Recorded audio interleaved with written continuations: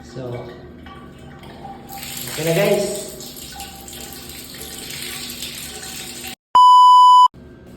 Guys, jarit ako mandiri.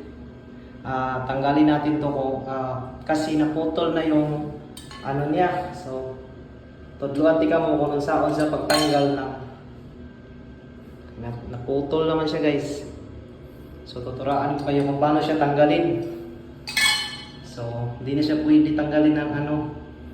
So, ang gagawin nyo guys, ganito. Gumamit kayo ng dalawang flat screw. So, ilakaw na doon guys. Let's go. Wait lang guys.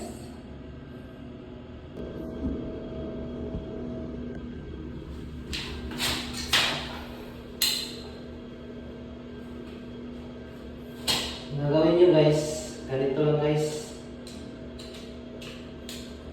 Yan. Then, delete. Okay. Yan. Then, delete. Okay. Oh. Oh.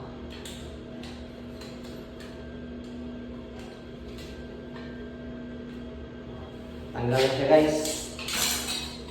Tanggal na. Tapos, lagyan natin ng teflon.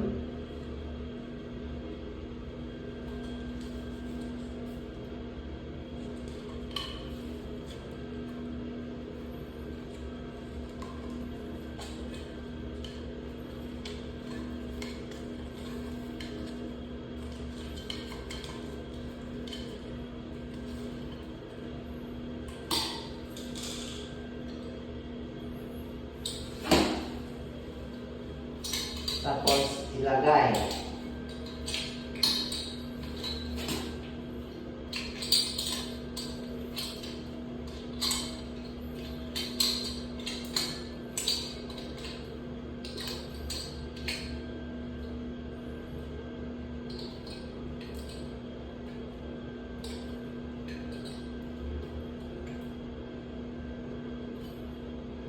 Try natin.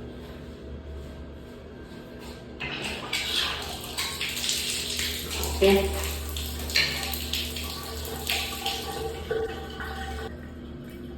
So, okay na guys.